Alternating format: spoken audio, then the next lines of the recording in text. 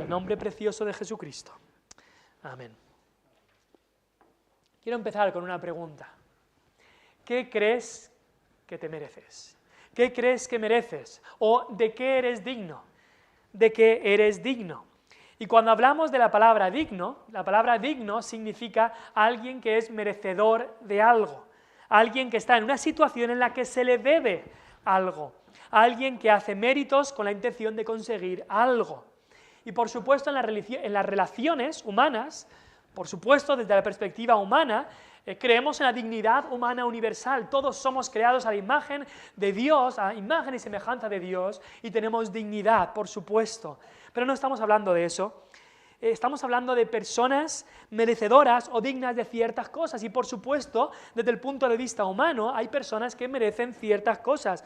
Unos padres son dignos de recibir honra y respeto por parte de sus hijos. Honra a tu padre y a tu madre, dice uno de los mandamientos. También hay personas que reciben grandes honores y lo merecen. En cuanto al trabajo, la Biblia dice, digno es el obrero de su salario. Si alguien hace un trabajo para ti, merece recibir un salario.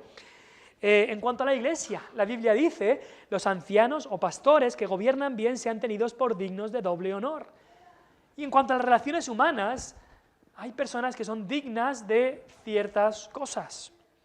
Pero nuestra relación con Dios, desde el punto de vista de la relación del hombre con Dios, tenemos que entender que nadie es digno de recibir el favor de Dios.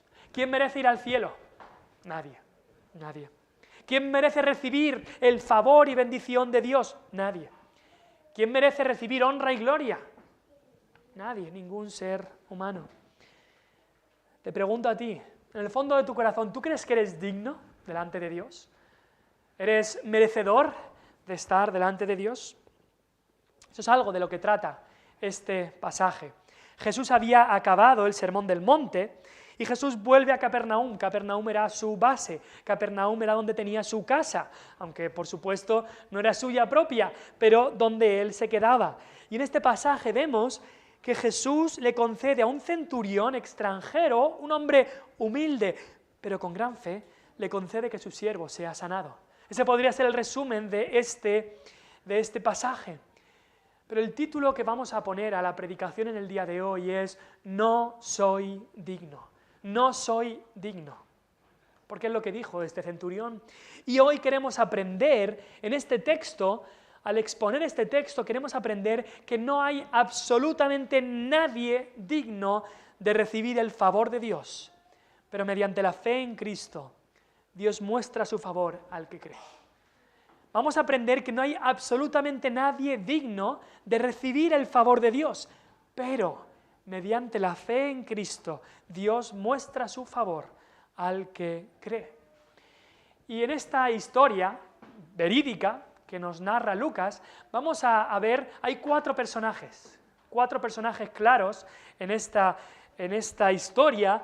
Vamos a ver cómo tres de ellos eran indignos, pero uno de ellos era digno. Tres indignos y uno digno.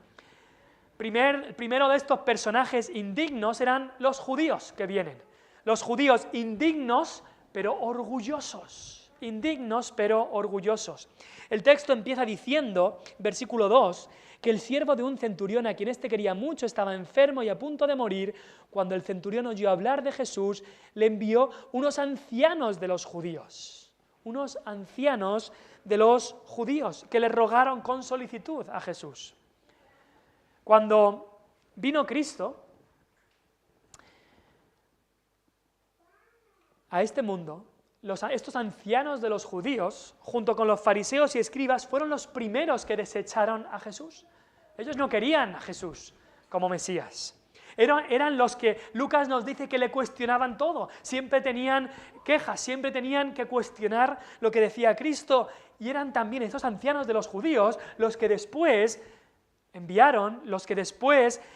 por envidia le entregaron a Pilato para matarle. Los que mataron a Jesús eran esos ancianos de los judíos. Ellos no necesitaban a Cristo para nada. ¿Por qué? Porque los judíos se creían que ellos eran dignos del favor de Dios. Ellos eran dignos, eran merecedores del favor de Dios, no necesitaban a Cristo, no necesitaban un Mesías, ellos merecían el favor de Dios por quienes eran, porque eran grandes, eran importantes, eran merecedores, eran justos, eran buenos, según ellos creían, merecían el favor de Dios y se creían la nación escogida de Dios. Y por eso vemos la gran hipocresía de estos judíos cuando vienen a Cristo, mandados por este centurión, y vienen a Cristo para decirle a Jesús que fuera a este centurión. Versículo 4, le rogaron con solicitud diciéndole: es digno de que le concedas esto, porque ama a nuestra nación y nos edificó una sinagoga. Vemos la gran hipocresía de estos judíos, porque los judíos, estos ancianos de los judíos, en general no querían, no amaban a los gentiles, a los romanos. Es más, odiaban a los gentiles. Los ancianos, unos capítulos antes, en Lucas 4, los ancianos de la sinagoga en Nazaret se llenaron de ira cuando Cristo hizo una sola mención a los gentiles. Cuando Cristo les recordó que en el Antiguo Testamento Dios había mostrado su favor y su bendición a algunos gentiles, a algunos extranjeros, se llenaron de ira. Cuando Jesús les dijo en el capítulo 4 de Lucas que en el Antiguo Testamento la viuda de Sarepta, que no era de Israel, pero una viuda de Sarepta de fuera de Israel recibió el favor de Dios a través de Elías, se llenaron de ira. Cuando Jesús les recordó que un sirio llamado Naamán fue sanado de su lepra, ningún judío fue sanado, pero el sirio sí, estos judíos se llenaron de ira por la sola mención de Cristo de estas cosas. Y tanto es que querían apedrear a Cristo por haber dicho que Dios mostraba su favor a los gentiles. Es decir, odiaban a los gentiles, no querían que Dios mostrara su favor a los gentiles, pero en este caso, como les convenía, aquí sí que querían que Jesús mostrara su favor a los gentiles. Como les beneficiaba, no tenían problema en hablar bien de este gentil, de este extranjero, de este centurión. Al extranjero samaritano pobre lo odiaban, pero como este centurión era rico, a este sí que le decían: él es digno. Este centurión romano sí que es digno, él sí. Y le dicen: es digno porque ama a nuestra nación. No era lo típico, los centuriones de Roma y los romanos no amaban a los israelitas, se odiaban mutuamente. Pero dicen de este centurión: él ama a nuestra nación. Y no solamente eso, le dicen: es digno también porque nos construyó una sinagoga, porque ha dado de su dinero para construir una sinagoga. Así que le dicen: es digno. Ha dado aportaciones. Ese era el pensamiento de estos judíos. Quien dé más, merece más. El que dé de su dinero para construir una sinagoga, él merece el favor de Dios. Así es como piensan las religiones humanas. Quien paga más, se merece más. Quien paga para que sus familiares salgan del purgatorio, saldrán y recibirán el perdón de Dios. El que no paga, no recibe. Así es como la religión humana, por obras, por dinero, por aportaciones, pero no es como es el Evangelio es por la gracia. Y así es como estos judíos creían, que como este centurión había dado de su dinero para construir una sinagoga, entonces él se merecía el favor de Dios, entonces él era digno. Y ellos pensaban que podía decirle a Dios quién era digno y quién no. Ahora, me parece muy interesante que ellos también creían que Cristo podía sanarle. Cuando le hablan a Cristo, le dicen: es digno de que les concedas esto. Le hablan a Jesús creyendo que Él podía conceder esta sanación. No dudan en que Jesús pueda sanarle. No dicen: no sé si podrás ayudarle. Pero su idea, lo que querían hacer, era controlar a Jesús.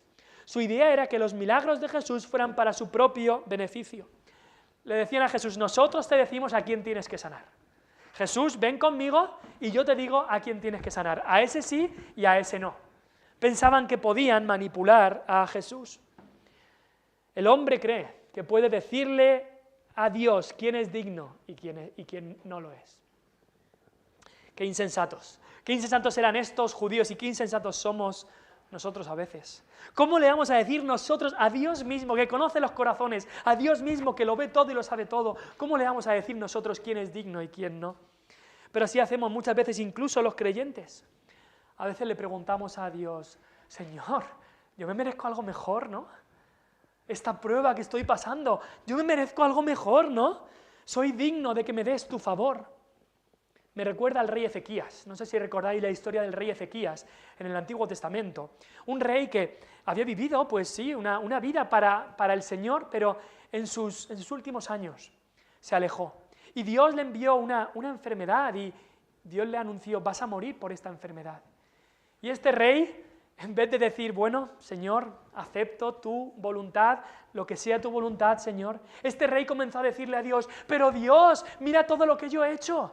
Yo no soy digno de que tú ahora me acabes con mi vida. No soy digno de recibir esta enfermedad tan mala. Pensaba este rey que por lo que había hecho era digno del favor de Dios. ¿Qué diferencia con Job cuando Job recibió una enfermedad? Cuando Job recibió una enfermedad, no solamente Job perdió todo, sino que recibió una enfermedad y Job dijo, tú das, Dios, y tú quitas. Sea tu nombre bendito. Y después dijo, ¿recibiremos el bien de Dios y el mal no? Que claro, nos gusta mucho recibir el bien de Dios, bendiciones, familia, dinero, pero cuando nos toca recibir enfermedad y pruebas, eso ya no. Qué malo es Dios. Y pensamos que somos dignos de recibir el favor de Dios. O no solamente lo hacemos con nosotros, pero lo hacemos también como estos mismos judíos con los demás. Señor, tú sabes cómo te ha servido tal persona, es digno de que le concedas esto. O tal persona del mundo me ha ayudado tanto, me quiere tanto, Señor, hazle bien a esta persona, el Señor es digno de que le ayudes. Pero el otro que me ha hecho la vida imposible, no, ese no es digno, ese no merece que lo salves, ese no merece, Señor, júzgalo, a ese envíale venganza. Pero a este, él es digno de que tú le hagas bien. Y pensamos que nosotros podemos decirle a Dios quién es digno y quién no. Y pensamos que alguien puede merecer el favor de Dios cuando no hay nadie, absolutamente nadie que merezca el favor de Dios. Estos judíos eran indignos, como todos lo son, pero ellos se creían dignos. Y pensaban que podían decirle a Dios y a Cristo quién es digno y quién no. Qué gran error. En segundo lugar, el segundo personaje que encontramos aquí es el centurión. El centurión, vamos a ver que era indigno, pero lo reconocía y creía en Cristo. El centurión indigno, pero lo reconocía y creía en Cristo. Ahora un centurión romano, no sé si sabéis cuál era el trabajo de un centurión romano, pero como su nombre indica, centurión, un centurión estaba a cargo de 100 soldados. Tenía 100 soldados a su cargo. Ahora, una legión romana, cuando habéis escuchado una legión romana, legión eran 6.000 soldados. Y una legión romana tenía 60 centuriones. 60 centuriones que tenían a 100 soldados cada uno. 60 por 100 sale 6.000. Entonces, así eran las legiones romanas, así funcionaban los ejércitos romanos. Y en esta legión había 6 tribunos que estaban por encima de los centuriones y los centuriones tenían que responder a los tribunos y los centuriones tenían, como hemos dicho, 100 soldados a cargo. Y nos dice la historia que estos centuriones eran líderes naturales, de espíritu firme pero sosegado.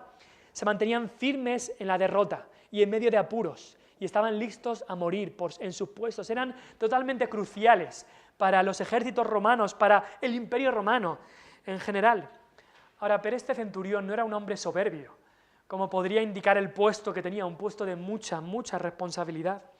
No, vemos aquí a un hombre humilde, y en especial un hombre que tenía un claro interés por el Dios verdadero. Un hombre que buscaba al Dios de Israel.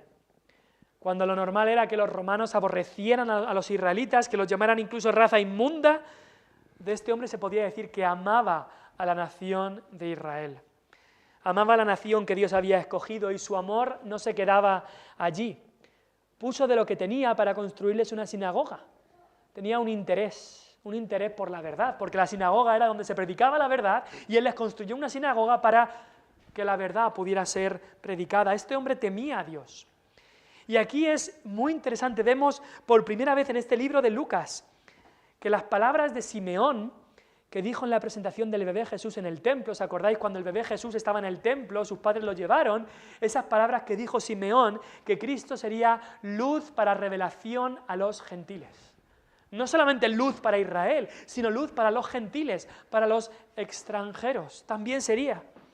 Y ahora recordemos a quién se escribe el libro de Lucas. El libro de Lucas se le escribe a un extranjero, a un gentil, a Teófilo. Y el libro de Lucas es escrito especialmente para gentiles, no para judíos. Y aquí Lucas en el capítulo 7 registra la conversión de un gentil, de un extranjero. Ninguno de nosotros aquí sentados hoy somos judíos, creo yo, y somos gentiles. Que no somos judíos. Y Dios envió a Cristo para que todo aquel que en Él cree, judíos y gentiles, sean salvos. Y aquí vemos cómo un gentil, alguien que no era judío, cree en el Señor Jesucristo. Lucas quería dejarle claro a Teófilo que Jesús de Nazaret vino a buscar y salvar lo que se había perdido, tanto de judíos como de romanos también. Vemos a un gentil recibiendo la luz del Evangelio. Y es curioso que Lucas, el autor del Evangelio, pero el autor también de Hechos, tanto aquí en Lucas 7 como en Hechos capítulo 10, aparecen dos gentiles, dos romanos, que son los primeros en estos dos libros, Lucas y Hechos, que reciben el Evangelio. Y los dos son centuriones romanos. En Lucas 7 tenemos este centurión romano de Capernaum, y en Hechos 10 tenemos un centurión romano de Cesarea llamado Cornelio, que también recibe al Señor, hablándonos el Señor Jesucristo de que su salvación era para todo aquel que en Él cree. No es para un grupo reducido de personas en Israel, es para todo aquel que cree. Ahora, los dos rasgos más distintivos que encontramos de este hombre, y esto es un poco el centro de la actitud de este hombre y el centro de este pasaje. Primero vemos su humildad, vemos su gran humildad, porque él decía, no soy digno, y lo repite bastantes veces. Aunque los judíos decían de él, él es digno, el hombre se reconocía y dice, no soy digno. Primero se reconocía indigno de venir a Jesús. Manda primero a estos ancianos de los judíos y después a unos amigos. Pero no leemos aquí que Él venga a Jesús. No leemos que Él venga en ningún momento a Jesús.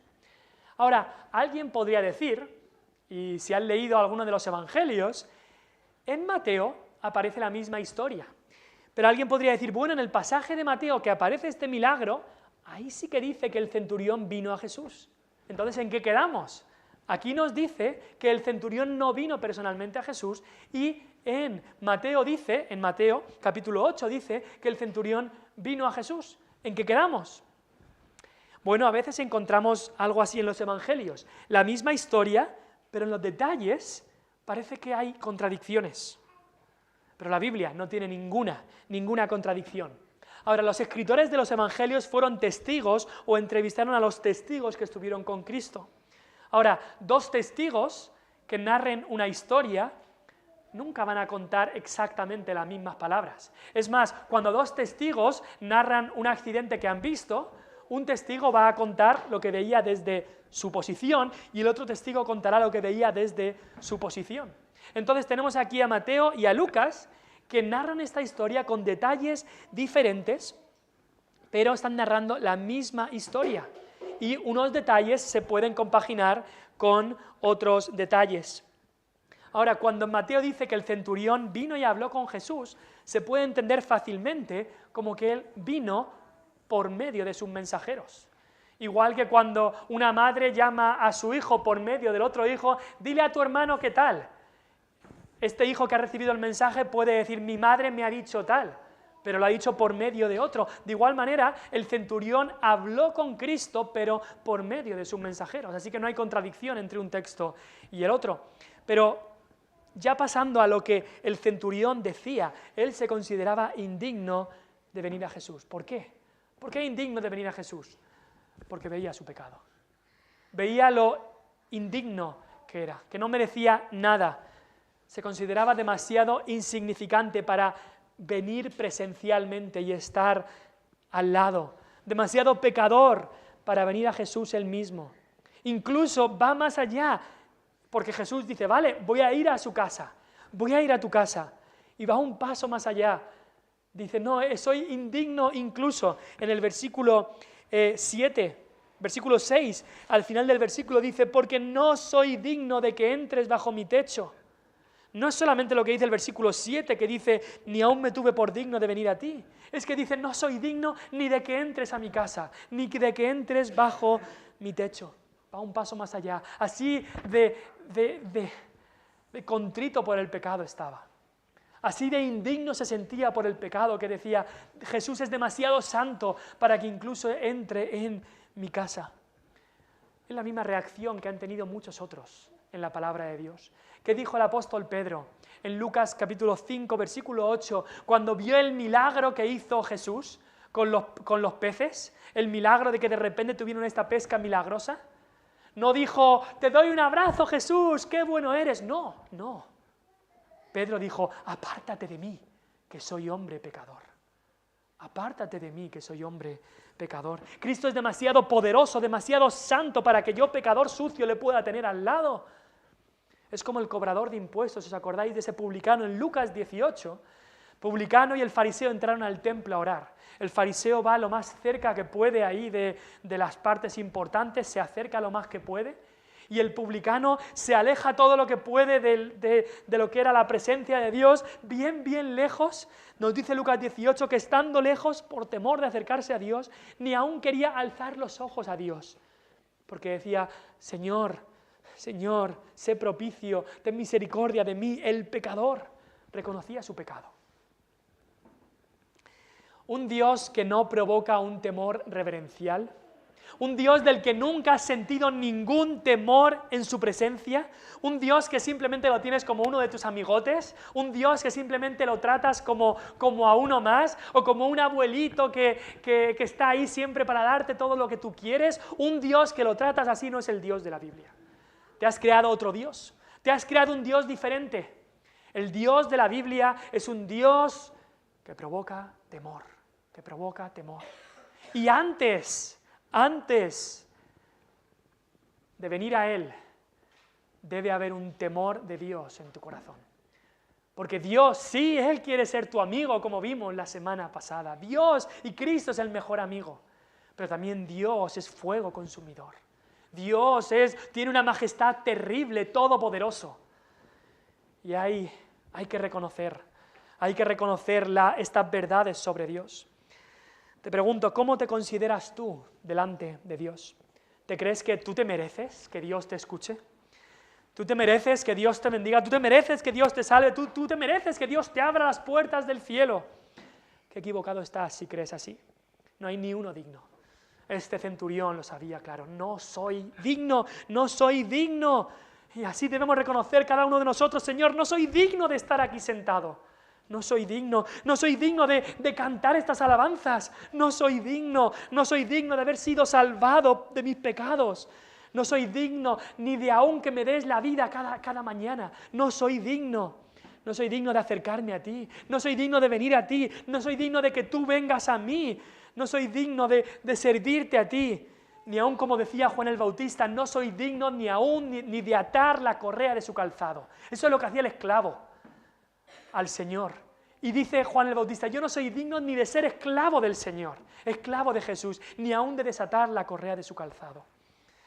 Es como le dijo el hijo pródigo. ¿Os acordáis cuando el hijo pródigo se arrepintió y vino al Padre? ¿Qué le dijo? No soy digno de ser llamado tu hijo. He pecado contra el cielo y contra ti. No soy digno de ser llamado tu hijo. Qué triste que muchos crean en un falso evangelio de que cuando vienen a Cristo es como que, bueno, llegamos a un acuerdo entre Dios y yo. Dios, yo creo que a ti te conviene que yo venga a ti, ¿no? Yo creo que a ti te conviene, porque yo soy tan digno de venir, yo soy tan bueno que creo que podríamos llegar a un acuerdo. Dios, me gusta mucho ese plan maravilloso que tienes para mi vida, así que yo creo que a ti te conviene y a mí también, así que como yo soy tan digno, lleguemos a un acuerdo y me comprometo a ser tu hijo. No, ese no es el evangelio. Ese no es el evangelio. Sin arrepentimiento, sin sentirse indigno, no hay salvación. No hay salvación. No soy digno de ser llamado tu hijo, dijo el hijo pródigo.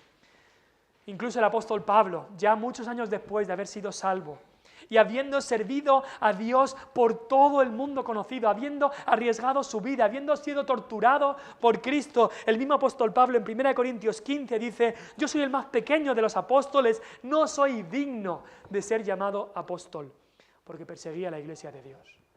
Ese es el sentir de un verdadero hijo de Dios: no soy digno, no soy digno. Pero hay un pero. Cuando venimos a Cristo, cuando vemos lo que es Cristo, debemos decir no soy digno. Pero mira lo que dice el versículo 7. Por lo que ni aún me tuve por digno de venir a ti. Así que no hagas nada conmigo. Así que me alejo, no quiero saber nada de ti porque soy tan pecador que nunca podría. No, dice, pero di la palabra y mi siervo será sano. No soy digno, Señor, pero creo en ti. No soy digno, Señor, pero tú eres poderoso, pero creo en ti. Y es lo que dice este hombre. Humildad había en su corazón, pero también fe. Y es esa mezcla que debe haber en nuestros corazones. Humildad por un lado, reconocernos indignos y pecadores, pero fe, pero creo en ti. Y así este hombre le dice a Cristo: no me tuve por digno de venir a ti, pero di la palabra y mi siervo será sano. Y en el versículo 8 vemos la fe, cómo era esta fe que tenía. Mira lo que dice el versículo 8: porque también yo soy hombre puesto bajo autoridad, tengo soldados bajo mis órdenes, y digo a este ve y va, y al otro ven y viene, y a mi siervo hace esto y lo hace. Me acuerdo por muchos años yo leía este texto y la verdad no entendía por qué el centurión ahora viene diciendo lo que él hace como centurión. Pero lo que está diciendo es que creía absolutamente en la autoridad de Cristo. Le está diciendo: Señor, creo firmemente que incluso no hace falta que tú vengas a mi casa. Tú eres poderoso, tú tienes autoridad sobre la enfermedad, solo tienes que decir la palabra. El centurión aquí hace una comparación. De la misma manera, dice el centurión, de la misma manera que mis superiores, los tribunos, me mandan a mí como centurión, y lo que me mandan, yo lo cumplo. Yo lo cumplo al pie de la letra. De la misma manera que yo como centurión mando a mis soldados, y mis soldados lo cumplen al pie de la letra. Yo les digo, ve, y sé que va a ir. Yo les digo, ven, y vienen. Yo les digo, haz esto, y lo hacen. De esa misma manera, yo creo que tú, Jesús, tienes poder sobre esta enfermedad. Y Jesús, tú le puedes decir a la enfermedad, vete, y se irá. Esa era la fe de este centurión. Que la misma autoridad que él tenía sobre sus soldados es la misma autoridad que Jesús tiene sobre la enfermedad, sobre la vida y sobre la muerte. Esa es la fe del centurión. Esa es esta fe. Claramente creía que Jesús era Dios, porque solo Dios tiene autoridad sobre la enfermedad. Le está diciendo, tú eres el creador, tú eres el que dijo sea la luz y fue la luz. Tú eres el sustentador de todo, tú eres el que a la tormenta le puede decir calma y la tormenta se calma. Y tú eres el Señor de señores, que a la enfermedad le puede decir fuera y la enfermedad se irá. Te pregunto, ¿crees en Cristo de esta manera? ¿Crees en Cristo de esta manera? Debemos reconocer, no soy digno, soy pecador, pero a la misma vez necesitamos creer en Cristo, creer que Cristo tiene el poder. En primer lugar, que Cristo tiene el poder para salvarnos, que Cristo tiene el poder para salvarnos de nuestros pecados. No soy digno yo, pero creo en Cristo. Y también reconocer que Cristo tiene el poder para vencer al pecado en nuestra vida, para vencer la tentación en nuestra vida, para llevarnos por el camino correcto en nuestra vida, incluso si es su voluntad, para vencer la enfermedad en nuestra vida. Entonces, vemos aquí un centurión indigno, sí, indigno, pero que lo reconocía y creía en Cristo. En tercer lugar, el tercer personaje que vemos es el siervo moribundo. El siervo moribundo, indigno también, pero amado, pero amado. Se nos dice que este siervo, empieza el texto diciendo que el siervo de un centurión estaba enfermo, a punto de morir, y en el pasaje paralelo en Mateo 8 se nos dice que estaba postrado en cama, paralítico y gravemente atormentado. Una enfermedad terminal, una enfermedad muy grave, una enfermedad que no le permitía hacer nada. Nos podemos imaginar la situación. Un esclavo, su situación ya era difícil, pues imagínate un esclavo así de enfermo. Era terrible, terrible su situación. La mayoría de amos lo que hubieran hecho es, esclavo, lo tiraban fuera, como si fuera un animal del que se quieren deshacer, lo tiraban fuera y lo dejaban morir. Eso es lo que hubieran hecho la mayoría de amos, pero hay un detalle que lo cambia todo. Y es que se nos dice que este siervo, este esclavo, el centurión, su amo, lo quería mucho. Lo quería mucho, nos dice eso el versículo 2. Era amado, era amado. Ahora, eso no era lo normal en esa sociedad del primer siglo. Los esclavos no tenían valor alguno como personas. Aristóteles, y os sonará ese nombre, un filósofo griego que vivió unos siglos antes, dijo que los esclavos eran simplemente herramientas útiles. Eso eran los esclavos en ese tiempo. Incluso un escritor romano llamado Varro decía que la única diferencia entre un esclavo, un animal de carga y un carro era que los esclavos hablaban. Pero ya está. Eso es como se trataba a los esclavos en ese tiempo. Pero en este caso, este esclavo era amado, su amo le quería mucho, había un afecto muy grande por este esclavo, seguramente era joven, este esclavo no tenía nada a su favor, ni familia, ni dinero, ni salud, solamente tenía a su amo, que le mostró amor, y le mostró amor de esa manera intercediendo por él a Cristo, intercediendo por él delante de Cristo. ¿Y sabes qué? Hay gente así alrededor de nosotros, hay gente así en tu pueblo. Hay gente así que tú conoces, hay gente así alrededor de nosotros, que están viviendo vidas miserables, que están viviendo vidas quizá en la adicción, quizá en la droga, vidas en la miseria, vidas en la total pobreza incluso, quizá en la prostitución, quizá en el delito, quizá en el alcoholismo, quizá con problemas que son mucho más grandes de lo que puedes imaginar, quizá con pensamientos incluso de quitarse la vida.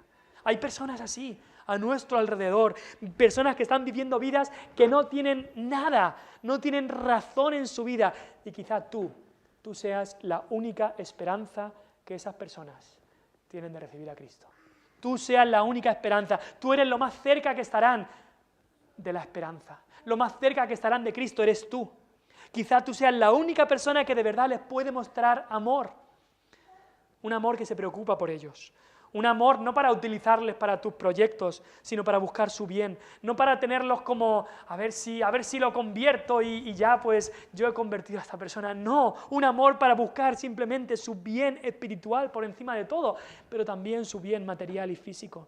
Y tú como cristiano, tú como persona salvada que ha recibido el amor de Dios, que el amor de Cristo ha sido derramado en nuestros corazones por el Espíritu que nos ha sido dado, tú puedes derramar este amor en esta persona como hizo este centurión, en este esclavo. Este esclavo sin esperanza, sin Cristo y sin Dios en el mundo, que recibió el favor de Cristo. Tú como cristiano puedes hacer la diferencia, amando a los que te rodean, de la manera que Cristo te ha amado a ti. De gracia recibiste, y dice el apóstol Pablo, dad de gracia. Pero incluso más que su amo, el centurión, este siervo moribundo, encontró un amor que era incluso mayor que el amor de su amo, y es el amor de Cristo, es el amor de Cristo. Cristo tuvo compasión de este esclavo insignificante en su sociedad, de este esclavo moribundo. Cristo tuvo compasión de él. La compasión de Cristo, lo veremos también en el próximo pasaje, la compasión de Cristo va mucho más allá de lo que podemos imaginar. Su corazón está lleno de amor y compasión por las almas perdidas. Cristo fue llamado amigo de publicanos. Los publicanos eran los despreciados. Amigo de pecadores fue llamado Cristo. Y este encima es un milagro peculiar porque la persona que fue sanada no se nombra casi nada de él. Cristo no le visitó, ni lo tocó, ni vino a su casa. Pero aún así estoy seguro que este siervo junto con su amo creyeron en Jesús como el Hijo de Dios y el Mesías. Fíjate, alguien que seguramente no tuvo un encuentro personal con Jesús, físico, pero aún así creyó en Cristo y recibió el favor de Dios en Cristo. Y al final es como nosotros, ¿no? Nosotros no hemos visto a Jesús, ni hemos oído su voz, pero alguien que nos amó, nos habló de Cristo, alguien que nos amaba, intercedió por nosotros delante de Cristo. Y eso hizo que al final recibiéramos el favor de Dios. indignos, pero amados. Y al final este siervo moribundo fue indigno, sí, pero sanado, y creo yo, salvado también. Hemos visto aquí 3 grupos de personas: los judíos, indignos, pero que se creían muy orgullosos; el centurión, indigno, el que sí que lo reconocía, pero que creyó en el poder de Cristo; y este siervo moribundo, indigno también, pero amado y sanado. Y es que la pregunta que es en toda la historia es: ¿quién es digno? ¿Quién es digno? ¿Quién es digno? Es la pregunta de todos los siglos. En el jardín del Edén, esa pregunta ya se hacía: ¿quién es digno? Ahí estaban Adán y Eva. ¿Vencerán a la tentación y serán dignos? Y la respuesta es no. Cayeron ante la tentación. Luego vino Noé, y había gran maldad en la tierra, pero Noé halló gracia. Noé y su familia entraron en el arca, pero Noé otra vez no era digno, acabó en su vejez cayendo en gran pecado. ¿Y qué de Abraham? El amigo de Dios, caminó con Dios. Abraham, el elegido de Dios para empezar la nación de Israel. ¿Él es digno? Pues no, él también cayó, él también pecó. ¿Y qué de David? El salmista, el dulce cantor de Israel, el que venció a Goliat, el que venció al gigante, el que salvó a Israel de los enemigos. Él también cayó, y cayó gravemente. ¿Y Salomón?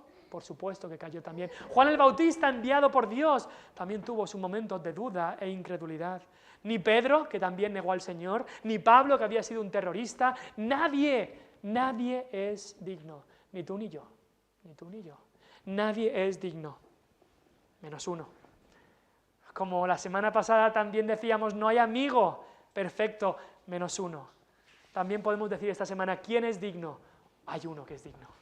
Hay uno que es digno. Y nuestro cuarto punto es que Cristo, Él sí es digno. Quiero que me acompañéis a Apocalipsis 4. Apocalipsis 4. Apocalipsis es la conclusión de toda la Biblia. Es el final de toda la historia. En Apocalipsis 4. Y en Apocalipsis 4, el último versículo, el versículo 11, vemos este cántico que hay en el cielo. Después de que han dicho, santo, santo, santo es el Señor Dios Todopoderoso, el que era, el que es y el que ha de venir. En el versículo 11 de Apocalipsis 4 dice, Señor, digno eres. Hay uno que es digno de recibir la gloria y la honra y el poder. Tú y yo no somos dignos de recibir ni honra, ni gloria, ni poder. No somos dignos de ningún tipo de estas cosas. Pero el Señor sí es digno, porque tú creaste todas las cosas y por tu voluntad existen y fueron creadas. Vale, entonces, claro, Dios sí es digno. Por supuesto que Dios es digno, porque Dios es Dios. ¿Pero hay algún hombre que sea digno? ¿Hay algún hombre que sea digno? Pues sí, el hombre Dios es digno. El hombre, Jesucristo, hombre, es digno. Sigue diciendo el capítulo 5, y vi en la mano derecha del que estaba sentado en el trono un libro escrito por dentro y por fuera, el libro del decreto de Dios, el libro del destino de toda la humanidad. Dice, escrito por dentro y por fuera, sellado con 7 sellos. Y vi a un ángel fuerte que pregonaba a gran voz, ¿quién es digno de abrir el libro y desatar sus sellos? Ya hemos dicho, ni Adán, ni Noé, ni Abraham, ni Enoc, ni David, ni Moisés, nadie. Y ninguno, ni en el cielo ni en la tierra, ni debajo de la tierra podía abrir el libro, ni aún mirarlo. Nadie era digno. Y Juan dice ahí, y lloraba yo mucho, porque no se había hallado a ninguno digno de abrir el libro, ni de leerlo, ni de mirarlo. Y uno de los ancianos me dijo, no llores, no llores. He aquí que el león de la tribu de Judá, la raíz de David, ha vencido para abrir el libro y desatar sus 7 sellos. ¿Quién es? Es Jesucristo. Y miré y vi que en el medio del trono y de los 4 seres vivientes y en medio de los ancianos, ¿quién estaba? Estaba en pie un cordero. Él es el león, pero también el cordero, manso y humilde, fuerte y poderoso. En pie un cordero como inmolado, que tenía 7 cuernos y 7 ojos, los cuales son los 7 espíritus de Dios enviados por toda la tierra. Y vino y tomó el libro de la mano derecha del que estaba sentado en el trono. Y cuando hubo tomado el libro, los 4 seres vivientes y los 24 ancianos se postraron delante del cordero. Todos nosotros también nos postraremos. Todos tenían arpas y copas de oro llenas de incienso, que son las oraciones de los santos. Y cantaban un nuevo cántico diciendo, ¿cómo es este cántico? digno eres de tomar el libro, de abrir sus sellos, porque tú fuiste inmolado, tú moriste, y con tu sangre nos has redimido para Dios de todo linaje y lengua y pueblo y nación. Y nos has hecho para nuestro Dios reyes y sacerdotes, y reinaremos sobre la tierra.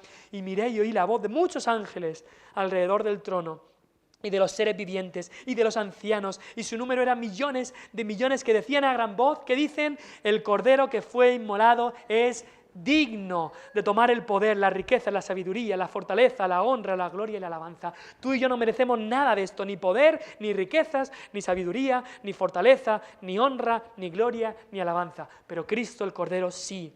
Y a todo lo creado que está en el cielo y sobre la tierra, y debajo de la tierra y en el mar, y a todas las cosas que en ellos hay, oí decir: al que está sentado en el trono y al Cordero sea la alabanza, la honra, la gloria y el poder por los siglos de los siglos. Ese es nuestro Cristo. Él es digno, tú no, yo tampoco, nadie, pero Él sí. Cristo es digno, Cristo es digno, y por eso debes acudir a Él. El Cordero es digno.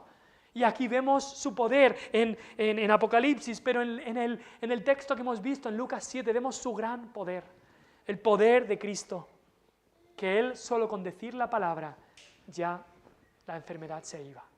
Cristo no le hace falta otra cosa que eso, decir la palabra, y la enfermedad se iba. Solo con pensarlo, toda la creación le obedece.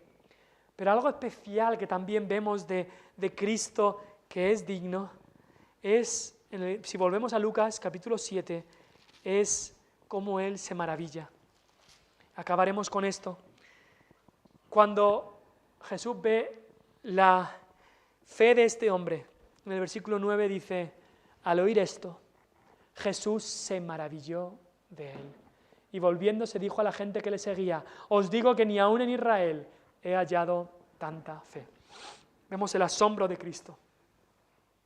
Jesús se maravilló de él. Y yo me maravillo de que Cristo se maravillara de esto. Porque en los evangelios siempre vemos que la gente se maravilla de Cristo. Cristo es la maravilla de las maravillas. La gente se maravilla de Él, de lo que Él hace, de lo que Él es. Sus padres, nos dice en capítulo 2, versículo 33, sus padres, José y su madre, estaban maravillados de lo que se decía de Cristo. Los sacerdotes del templo, cuando Cristo tenía 12 años, se maravillaban de su inteligencia, de sus respuestas. Nosotros nos maravillamos de Cristo, de su poder, de su deidad, de su salvación. Pero que Cristo se maraville de algo, que Cristo se asombre de la fe de un ser humano. Por supuesto, a Dios nada le asombra. Pero a Cristo, como hombre también que era, a Cristo leemos aquí que le maravilla esto. ¿Qué puede haber en nosotros que le maraville a Cristo? ¿Qué puede haber en nosotros que le maraville a Cristo? Y lo que le maravillaba era la fe del centurión. La fe del centurión. ¿Qué es la fe? Efesios 2, 8, 9 nos dice que la fe es un don de Dios. Entonces Dios nos da la fe, Cristo nos da la fe, y luego Él se maravilla de la fe que hay en ti. A Cristo le agrada, a Cristo se goza, a Cristo le maravilla cuando un pecador cree en Cristo. Cuando un pecador cree en Él, Cristo se maravilla. Un ejemplo lo podríamos tener en una madre que va y compra ese vestido tan caro, incluso confecciona un vestido precioso para su hija. Ese vestido lo ha hecho esa madre. Y en el momento en el que se lo pone a su hija, la madre que ha hecho se maravilla de lo bonito del vestido.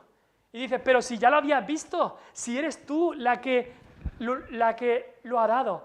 Pero se maravilla de que su hija se ponga ese vestido. Y se maravilla del vestido. De igual manera, ¿quién es el que nos da la fe? Es Dios. Pero cuando nos ponemos esa fe que nos ha dado Dios, Dios se maravilla. Dios se maravilla y Dios dice: me gozo en esa fe que ha tenido. Y así Cristo se maravilla de la fe del centurión, una fe que le había dado el Cristo mismo, pero Él se maravilla. También esa maravilla tenía que ver con que los judíos no habían creído en Cristo. Y por eso dice: ni aún en toda Israel he hallado esta fe, pero un gentil sí que la tiene. Y en el texto de Mateo dice, y os digo que vendrán muchos del oriente y del occidente y se sentarán con Abraham e Isaac y Jacob en el reino de los cielos. Mas los hijos del reino serán echados a las tinieblas de afuera. Allí será el lloro y el crujir de dientes. No creas que por venir a una iglesia, no creas que por ser hijo de creyentes, ya eso te da la salvación. No creas eso. A Cristo le maravillaba la fe de este gentil, pero también le maravillaba la incredulidad de los que habían estado ahí, de los que habían estado cerca, de los hijos del reino, pero que al final serían echados fuera. Eres hijo de creyente.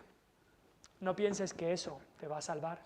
Tu padre y tu madre conocen al Señor, muy bien, pero eso no te va a salvar a ti. Un hijo del reino, como dice aquí, puede ser echado fuera.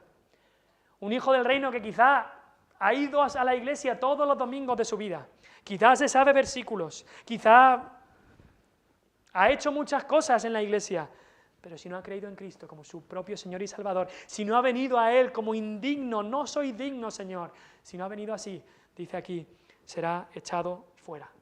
Esto es serio, jóvenes, esto es serio. No por ser hijo del reino te asegura que vayas a estar en el cielo, que Cristo sea tu Salvador. Necesitas venir a Él con esta humildad del centurión. No soy digno, soy pecador, pero con esta fe del centurión tú puedes. Creo en ti, Señor Jesús. Vamos a orar.